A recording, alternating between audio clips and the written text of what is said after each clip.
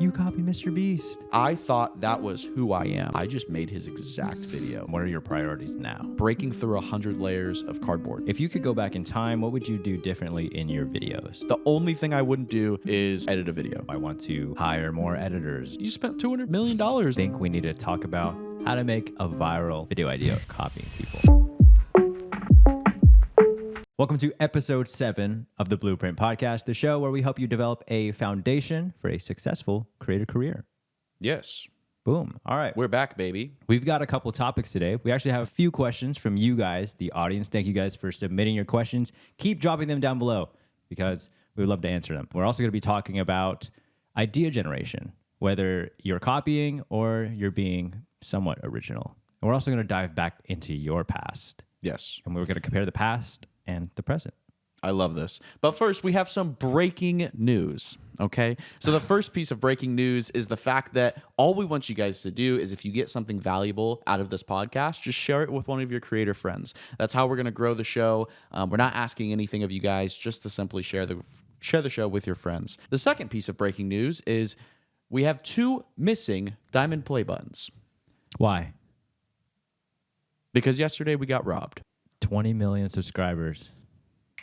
Just gone. I'm not kidding. Someone broke into the house, stole the diamond play buttons. I can't make this up. Like, I'm legit serious. There's a window behind Cedric that is broken. There's glass all over the floor that we still have to clean up.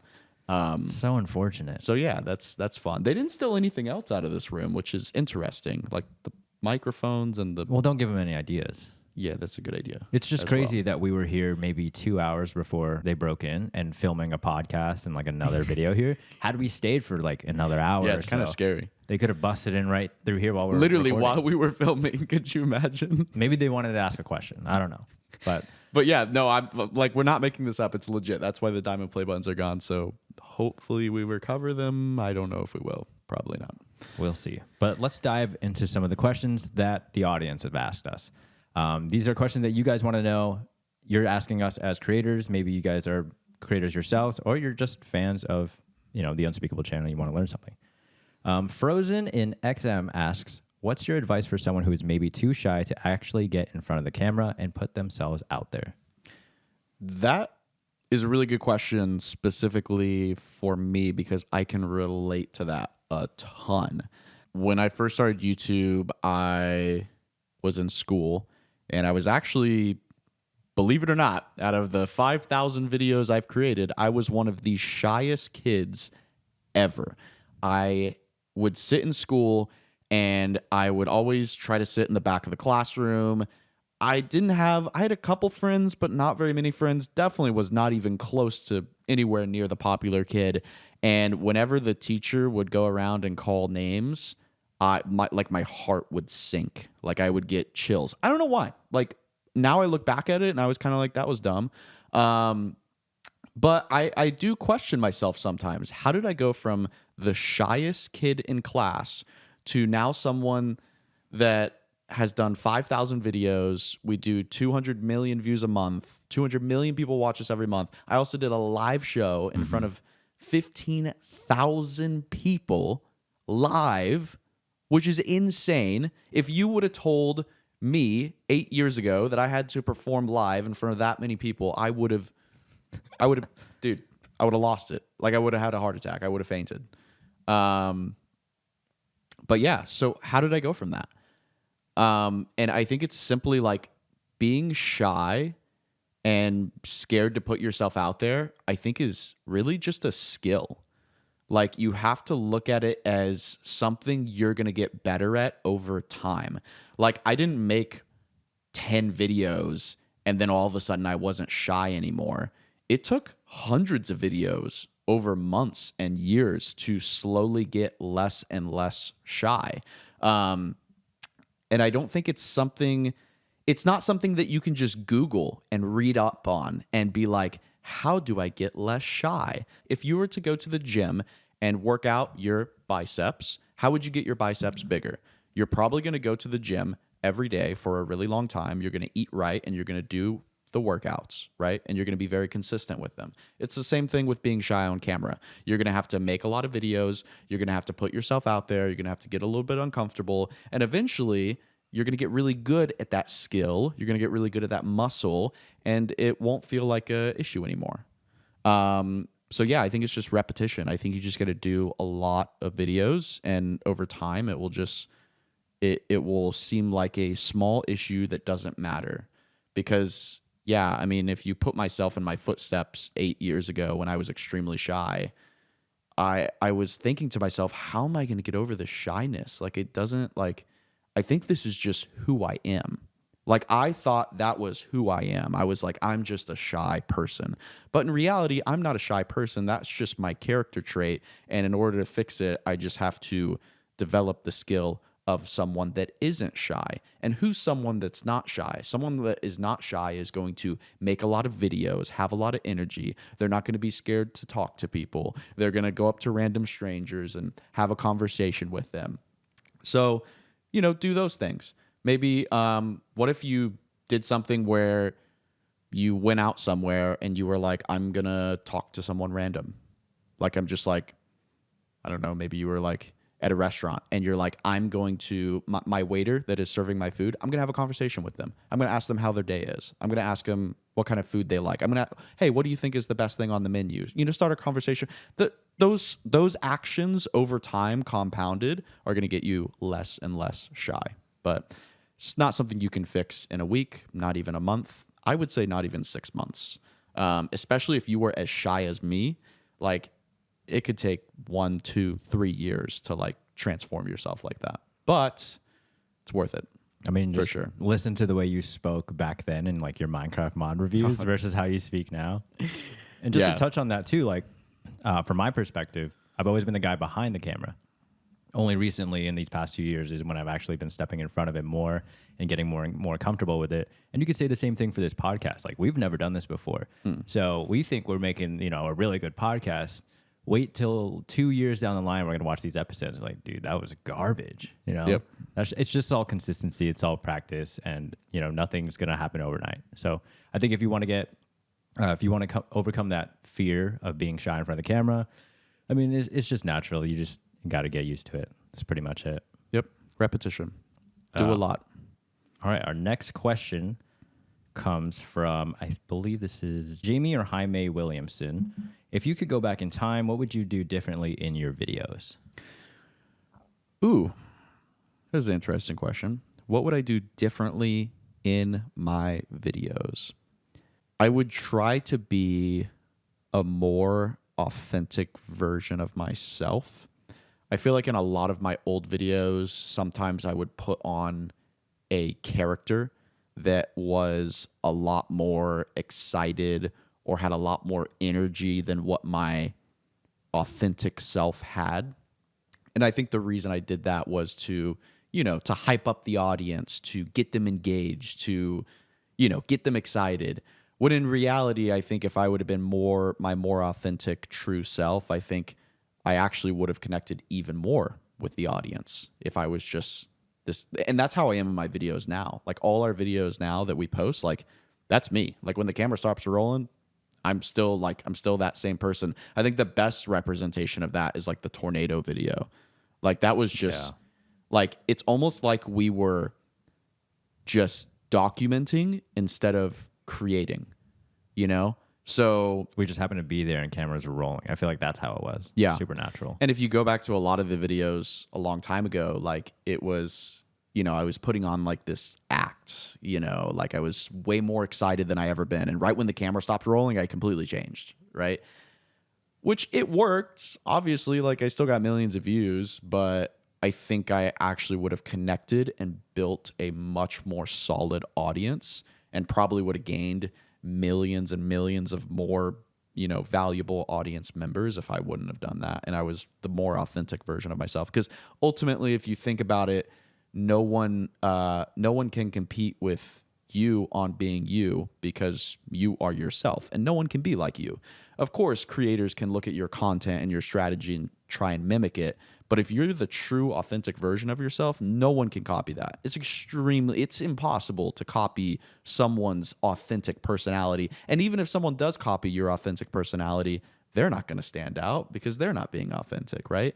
And a lot of people can sense that authenticity from a mile away. They can sense a content creator that, you know, is faking it, or he's just doing it for views or what. Like, it's not hard. Like, people are not stupid, right? Even kids, like, kids can like sense it. So, but yeah, if I had to go back in my videos, that's probably one thing I would change. I would be a lot more authentic.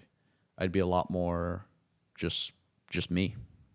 That's interesting, because it kind of ties back into the shyness question. I'm wondering if that energetic persona you put on, do you think that helped you overcome, you know, the shyness being in front of camera? Yeah, I think it definitely did. Yeah, so yeah, it's hard because it's like the balance between that, right? Yeah, because like I feel like maybe at the time, or maybe right now, you think that, oh man, I was such a fool back then acting this way. But I think if you were acting that way, it kind of helped you develop more of a character. So that personality you had was like a mixture of what you were before and what you kind of are today, or what you were playing that character as. So they kind of merged together, right? Does that make sense? Yeah. Yeah. So I think like, yeah, I guess maybe now you're kind of regretful of, you know, acting that way. But I think, you know, in general, it kind of built that persona up, if that makes sense. Yeah. And it's sometimes hard to realize those things until you evolve, right? Yeah. Because I didn't realize what I was doing. I thought, hey, the camera's rolling, so I got to put on a show for these people, right? Like, I got to, you know, in reality, I don't think that was the right thing to do. I still think, I don't think that's a wrong thing for people to do, because there's a lot of great people that put on really great shows when the camera's rolling, right? I just think for me and my style of content, I think it hurted me more than it helped me. I think there's still a lot of creators that could act in a kind of unauthentic way and still, you know, do very, very well. Like, there's plenty of shows that, you know, do that. But yeah, not to go on a tangent, it just reminded me of this, but someone who is exactly the way they are off camera is Preston. yeah, That's what it feels like. Yeah. Dude's so high energy, and then off camera, still high energy, calling you handsome all the time. yeah, What a yeah. great He's like guy. exactly the same. It's like, doesn't crazy. change much. I don't think I could ever do that. But all right. Rillo asks, he wants to actually know, what were your priorities when you were first starting out on YouTube? What was your growth strategy, and how did you manage your time compared to all of those now? Okay, so there's like multiple questions there, I feel like. So let's compare. What was your growth strategy when you first started YouTube, and what is it now? When I first started YouTube, I was focused very heavy on quantity. I was focused on getting as many videos out as possible. And now I'm focused a lot more on quality. But I think the reason I'm focused more on quality is because I know what type of content does well. So I can place bigger bets on those videos and spend more time working on one video versus 10 videos, you know?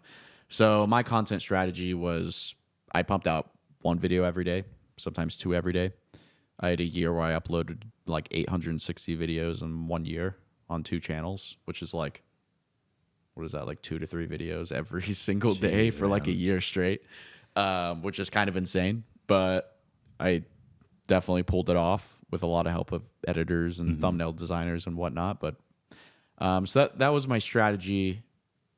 Do I think either strategy is the right way to go? I think either way works. I think for a lot of creators starting out, quantity is probably the best way to go because you're going to learn quicker.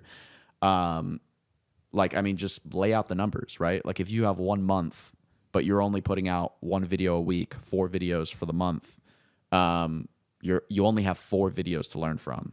Versus if you put out 15 videos, you have 15 videos to learn from. You also have higher chances of one of those videos popping off. So I think quantity is good to do in the beginning. And then slowly, once you figure out what works, you get that audience, you figure out how you can be different.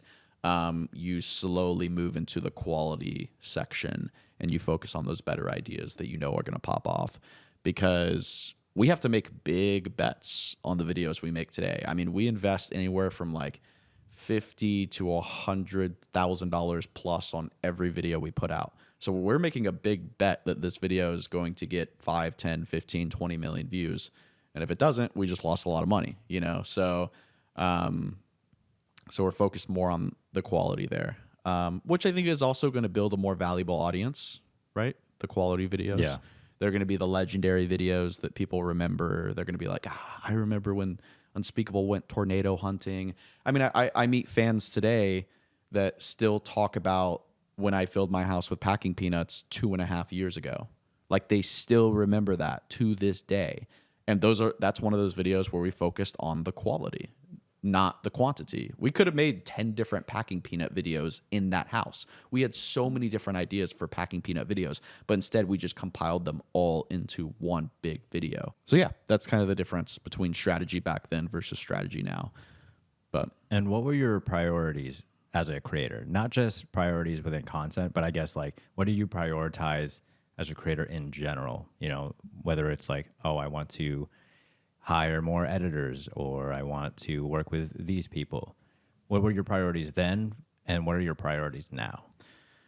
I would say my biggest priorities back then were just focusing on a really unique video for my audience, trying to stand out, trying to make different videos, trying to make thumbnails that look different, titles that look different, that my audience would enjoy.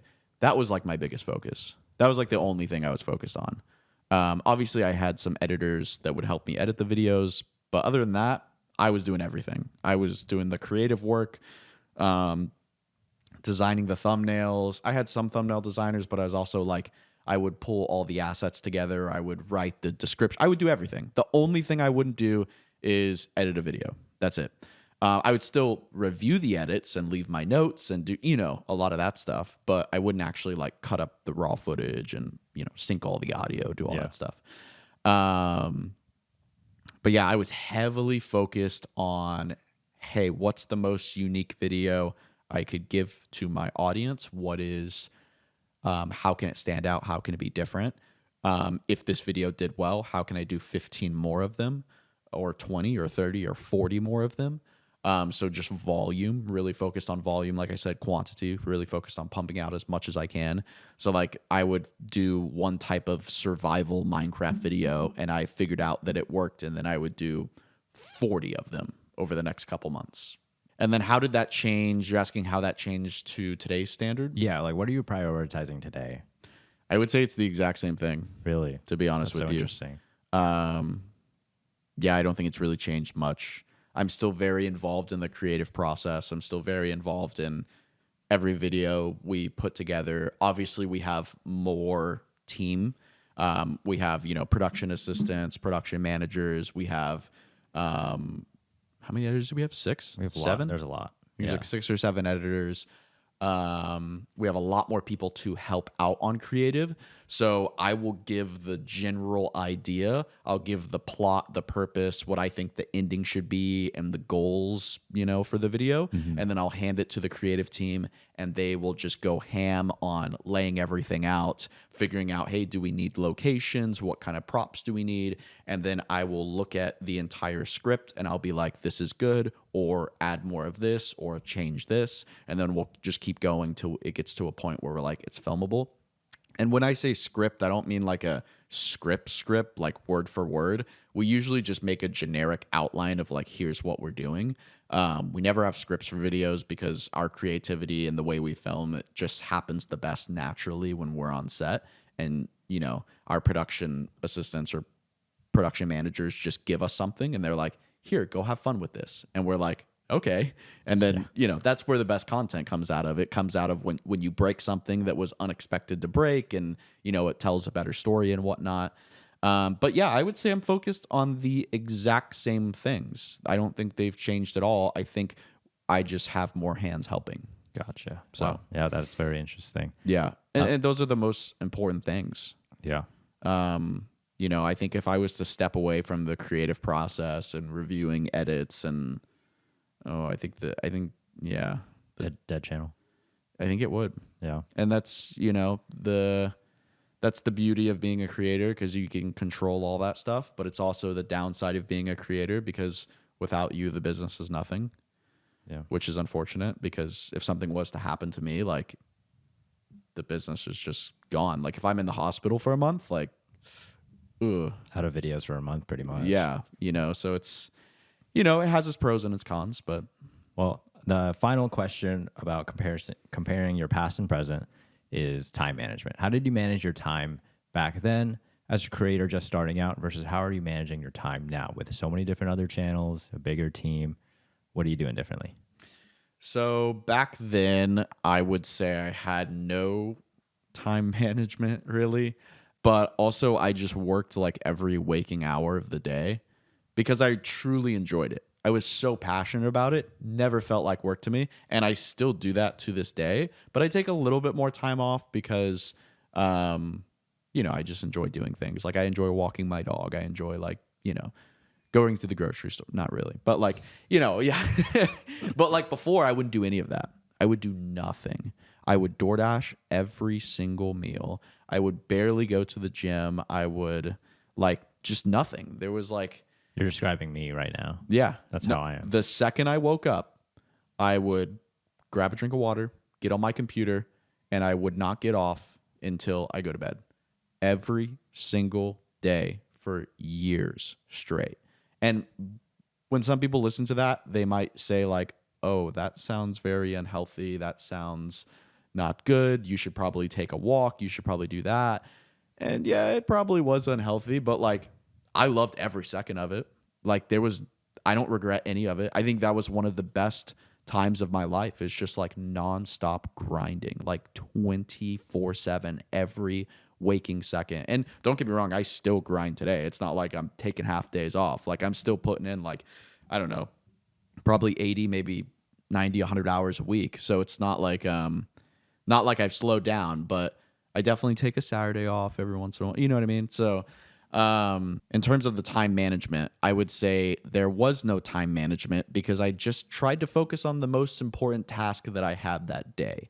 So if my most important task that day was to film 4 videos, I'm filming 4 videos. If my most important task the next day was to film 2 videos, review 3 videos, plan 18 thumbnails, and then schedule 4 videos, and then plan 17 videos that I'm filming next week, that was my day. It was just a huge to-do list. I would have Google Doc pages that I would make my to-do list out of, and sometimes they would go for 3 pages long, and I would try to do all of that in one day.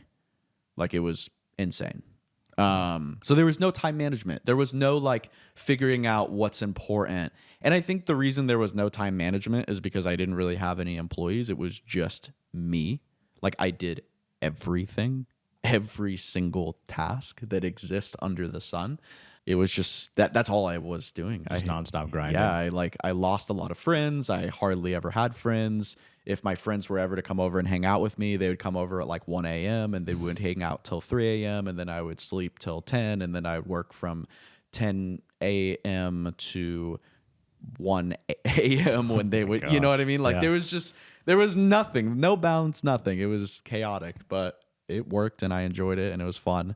And I was young. I was living in a nice house and I was living my dream. I was making content. I had nice cars. I got to do whatever I want. It was a dream come true, and it still is to this day. But how does that change to where I am today? I think the only thing it changes is once I started hiring more people, I began to figure out not just what am I good at, but what is the most important thing I can do with my time to serve the business, and make the best videos that we can. So I figured out that's definitely, being involved in the creative process, being involved in, reviewing the edits, all that stuff. So I am only focusing on the things that are going to move the needle for the progress of the business. And small things, small tedious tasks have been handed off to a bunch of people that work for us. So like communication with thumbnail designers. A lot of our editors communicate internally for how to make the video better instead of directly talking to me. Ordering 250 things on Amazon is handled by someone else for a video.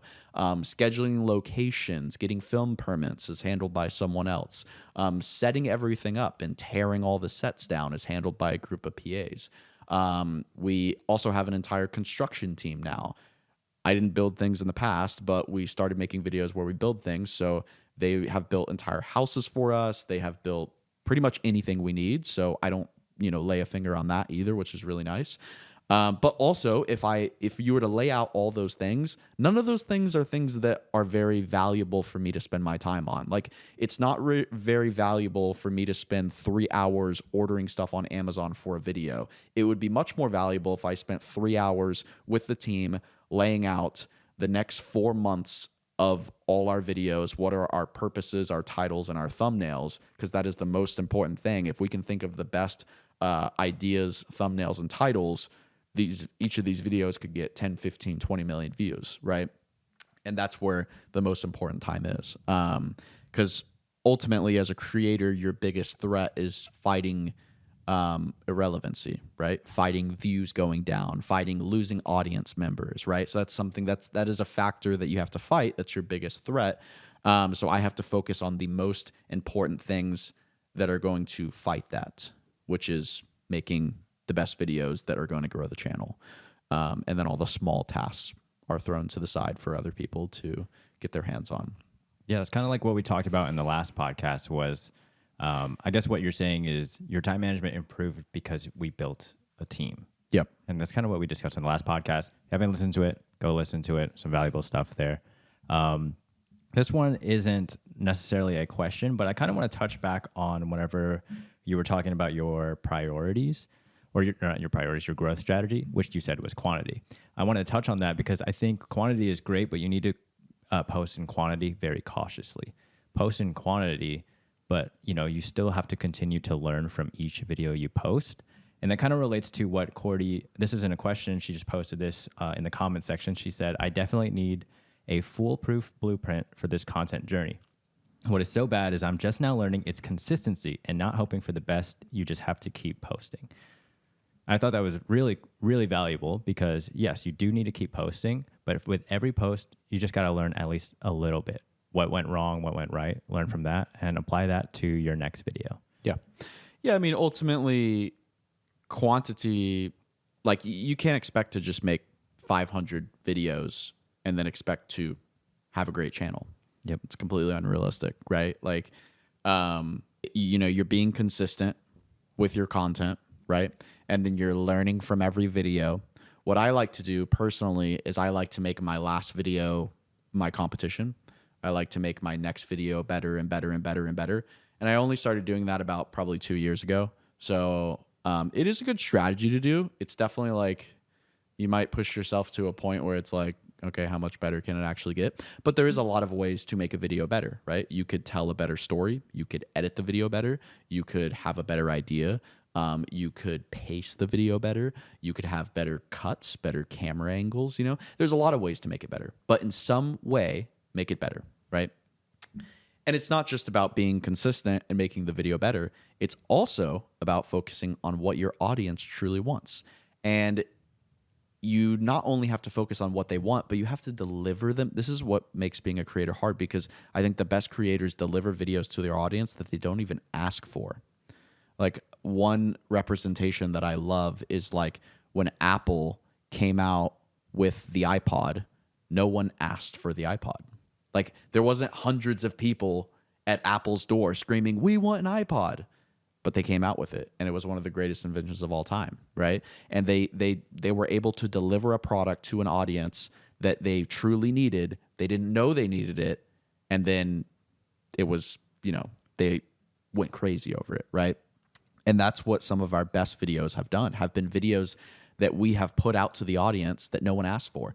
No one asked us to build the world's biggest Lego house. No one asked us to build the world's biggest lemonade stand. Like, I haven't seen any of those comments. And then we put out those videos, and they're some of the best videos we've ever done. No one asked us to go tornado hunting, but we did it, right? So you have consistency, learning from every video, making your last video kind of that competition. Then you have focusing on your audience and delivering videos that they want before they know they want them. And the only way you're really going to learn that is if you're in the game creating content and you're really pushing out content. You just got to be in the game to learn that. Yeah. And the other thing is you got to focus on being different, right? Because ultimately you can be consistent with your content, you can learn from it, and you can focus on your audience. But if you're not pumping out different content out there in your niche or your category, like you're not going to stand out, right? You got to be different. My biggest and most viral videos that have propelled my channel are videos that we took that are very similar to what people loved, but just made them a slightly different, and they just took off. Just the smallest difference can make a huge difference, but ultimately there must be some sort of difference, right?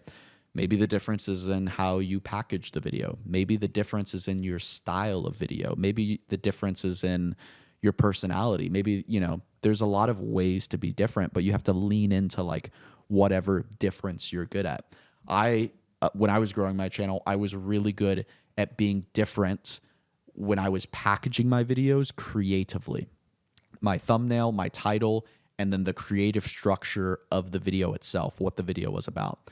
I was not very good at being different in terms of being way funnier than all the other creators or being really good at camera angles and all that. I couldn't be different in that sense, so I didn't focus on it. I just was different in my way that I could be good at. So it's not just about being different. It's about what is the best way that you can be different, because there's a lot of ways you can be different on YouTube. So, and when you lay out all those things, you really have a really good, I'm going to say it, blueprint to success, right? And then also, but all of these factors have to align, right? You can be different and you can focus on your audience, but if you're not consistent with your videos and you're not learning from everyone, you're probably not going to go very far. Because it takes hundreds and hundreds of videos to build a successful channel. It's not 10, 20, or 30. It's a lot. And also, who wants to build a successful channel just temporarily? Like, if you're going to be a creator, don't you want to be a creator for a while? Like, you really want to just like be a creator for a year and then go do something else? Like, what's the point? Like, yeah, if you want to be a creator, it should be something that you want to do for the next 5, 10, probably 20 years, But yeah, and to touch on that, there's no perfect video. I think what a lot of creators also get stuck on is trying to make the best video they possibly can, and every time they try to do that, they end up delaying their video over and over and over again. I think get your video to the best point that you can get it to and post it. Stop overthinking it, because you could put 24 straight hours of editing into a video and it'll get like 100 views. Because you need to build the quality. You need to build the quantity first before you could start pumping out these really good videos. Let's take us, for example. The videos we posted 2 years ago, we were posting twice a week, every week. And now we cut it back to what? 4 times a month? Yeah. So, it takes time to get the best video out there, but by any means, there's no such thing as the perfect video. Yeah. Yeah. Even the videos we put out today, we edit them to a point where I say, hey, this is probably the best it's going to get. Could we make it 5% better or 10% better? Maybe, but would it make a huge difference? Not really. Let's just publish it, right? The founder of Pixar actually talks about this. I need to read his book. His name's Edwin, I believe. But I have his book sitting on my desk. He has a book about creativity. And I was listening to like a podcast with him, and he was talking about how when they make Pixar films, they start with the worst version of the film possible, and they slowly make it better and better and better and better, eventually to a point where they still think it's bad, but they just publish it. I kid you not. This is from Pixar, the biggest animation studio in the world. And he said most of the films that they actually produce, they think they are terrible. Like, they thought Toy Story, or maybe it wasn't Toy Story. Maybe it would have been. I don't know. But they think most of their films are terrible when they put them out. They hate them, which I think is just insane. Like, what? Yeah. Like, how can, like, you spent $200 million on, how can you hate it? You're not proud of it, right? So I think it's like, and every person's different, right? Yeah. So maybe that's just his strategy, but I do feel that a lot of the time. There's a lot of times where I'm like, man, we should have reshot that. We should have redid this. We should have redid this little thing, or, done this differently. And we just note those down for next time, right? And we just hit publish, because ultimately the problem with that, what you're saying, is a lot of creators want to make this perfect video and the perfect editing and the perfect story to tell and the perfect hook and and that's great. You can do all that. But if the video idea sucks, no one's going to click on it, right? Yep. And you're not going to know it sucks until you put it out there. Some of my favorite ideas that I have made that I thought were going to be bangers that get 100 million views have actually been some of our worst videos. Whereas some of my worst ideas that I almost didn't approve and film are actually some of our most viewed videos. It's insane. And if I wouldn't have taken the leap to be like, okay, you know what? Let's just give this a try. What's the worst that can happen? No one watches it and we move on. Yeah. That's it. But yeah, that's a huge lesson to learn there. And you got to understand that, like, sometimes you just got to get over that belief that you have, and sometimes you just got to hit publish, because that's the only way you're going to learn.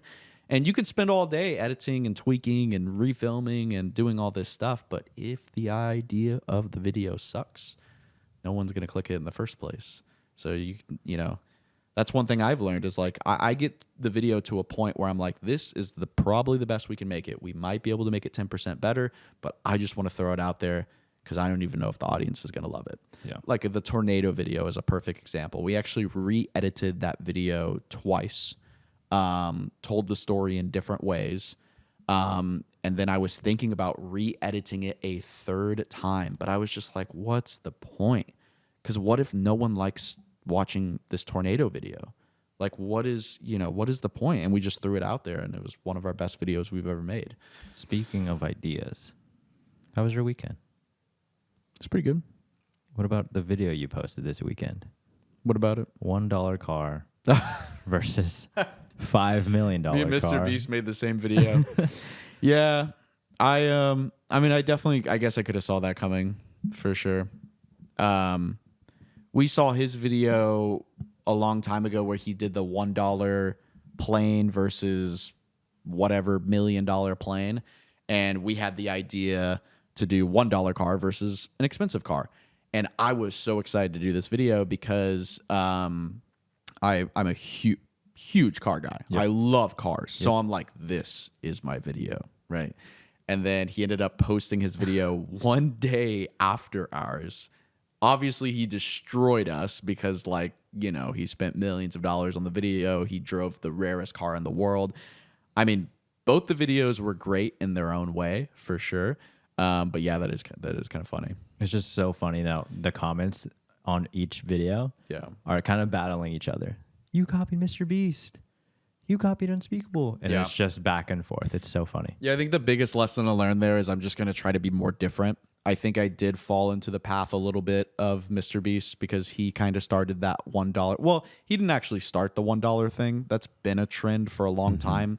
It started off in the food category where people would do like $1 steak versus $1,000 steak, right? It's people have been making videos like that for like 5+ years.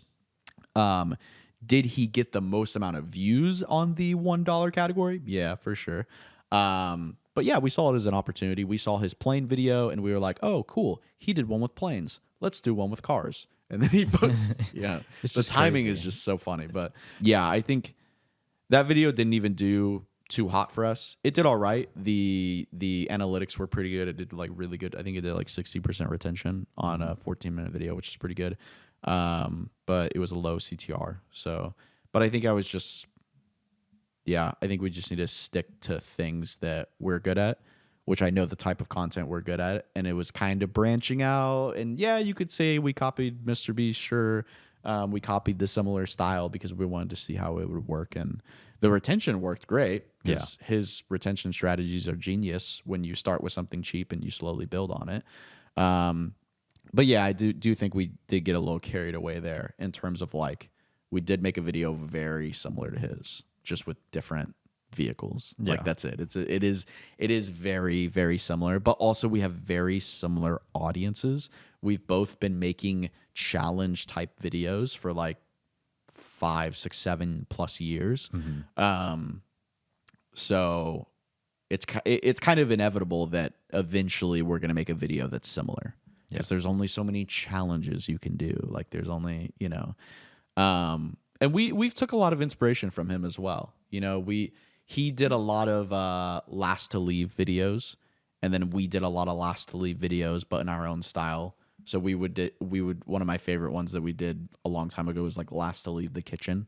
So he would do things like crazy, like last to take your hand off the Lamborghini. And then we would do it different. I mean, it's the same concept, but we did it differently because we're like, how long can we last in the kitchen, right? Like there's so much food in here. How long can we last in here? But yeah. That made me want to touch on idea generation for creators out there, copying versus inspiration. I think inspiration is okay. Like that's where that's probably, like you said, there's really no original videos anymore. It's usually just something inspires you to make a video similar to that one. And then there's just blatantly copying people. Yeah. And obviously the thing you should do, avoid copying people. Inspiration is probably your biggest like help in your creator journey. Think of like two videos that are really popular, combine them together, or, put your own spin on it. That's the biggest thing. So idea generation, I know a lot of people ask, how do I come up with ideas? You don't really come up with ideas anymore. I feel like a lot of people just kind of, unless you're Ryan Trahan, who just wants to make the most random videos ever. Like I went to Shrek Fest. Yeah. That's the only guy I can think of that can make the most random videos work. That is true. Yeah. Copying versus inspiration. Yeah. I mean, so like there's just such a fine line between copying and inspiration. It's a term that is very like thrown around, and it's very hard to tell what is copying and what is inspiration. But yeah, the idea is that every video has already been done before. Is there a good amount of them that haven't been done? Sure. But like, it is so hard to think of nearly impossible to think of a truly original idea that no one has ever done. I have maybe done 2 or 3 of those that no one has ever done. Like our tornado video. That was a great idea. The way we structured it, the way we framed it, the way we told the story. But have people made tornado videos before? Yeah. There are TV shows. There's movies about tornado chasing. There's all, so you could say like, oh, Unspeakable copied Tornado Chasers. I mean, yeah, it kind of did because we made a tornado video, right? Mm-hmm. Another example would be like one of our most famous videos is I filled my house with ball pit balls. So we got that idea from Roman Atwood. Roman Atwood pranked his family by filling his house with ball pit balls. So it was a prank, right? Because Roman Atwood was the biggest prankster on YouTube. Now, we didn't do it as a prank. We did it intentionally. So our video was a little different. Was it the same concept, us filling our house with ball pit balls? Yeah, but it was framed in like a different way. So I wouldn't consider that copying. I would consider that inspiration. Same thing with the tornado video. I would consider that inspiration. Same thing with the car video. I would consider that inspiration because we saw Jimmy do a plane video comparing cheap planes to expensive planes. And then we were like, let's do a car. That's inspiration. Obviously, he made his video literally the day after. So like, it kind of looks like we're copying. But we were working on those videos for months and we didn't even know about it. So, but yeah, I would say copying is if you take someone's idea and just do the exact same thing. And we've seen that on YouTube. Like you do, like there's no difference. There's no, it's like the exact word. And have I copied others? I probably have. There's been times where I kid you not, I have made an entire video that I thought of myself originally from the beginning. And I make the entire video, I put it out on my channel, and I get hundreds of people blowing me up in the comment section and blowing me up on Twitter saying I copied someone. And then I look up this random YouTuber that I've never seen before, and I'm like, whoa, I just made his exact video. And I didn't even know because he did it like, 4 months ago or whatever, and I didn't even know. It's so difficult to be original. But there's just so many creators these days. Yeah, I mean, just take something and make it your own style and make it different, right? Like, Because ultimately, if you do copy, you're not going to stand out. Like you're just going to look the same as everybody else. And I have definitely fallen down that path because it is like, as humans, we are kind of trained to look up to someone that is doing better than us, right? You know, if you go to the gym and there's a guy next to you that is, you know, way more ripped than you, and he's doing a workout you've never seen before, you're like, whoa, I should probably try that. And then you're copying him, right? Same thing with content creations, right? So, but maybe he's doing that workout because it benefits his body style of what he's trying to go for. You know, maybe he's trying to build a lot of muscle, whereas you are just trying to tone down or whatever. So copying him wouldn't actually make sense, right? It would actually hurt you in the long run. So I think it's just it's just a hard thing to fight because there's really no original ideas that exist. It's your spins that make it unique and make you unique overall. And that's why I hope It you is. stand out. Another example is like one of our most popular videos that I think has like 80 million views is breaking through 100 layers of cardboard. Yeah. We got that idea from Just Dustin. He has this series on his channel where he breaks through 100 layers of something.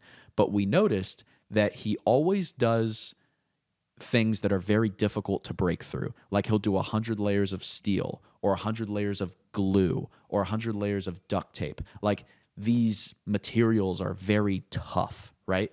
So our idea was, what if we did the opposite? What if we did something that was actually very easy to break through, which is cardboard or paper, right? And that video ended up blowing up. Now you could say we copied him. I don't think we did. If we would have made the exact same video, like he did 100 layers of glue and we did 100 layers of glue and we did the exact same thing, that would be copying. But instead we took inspiration from that idea and we changed it up and we did the same concept, but with a different material, and it made a totally different video in the long run. So yeah, I mean, speaking of ideas, I think we need to talk about how to make a viral video idea. And we will talk about that in the next episode. Ladies and gentlemen, thank you for tuning into the Blueprint Podcast. Make sure, again, share this with a friend, share this with a fellow creator.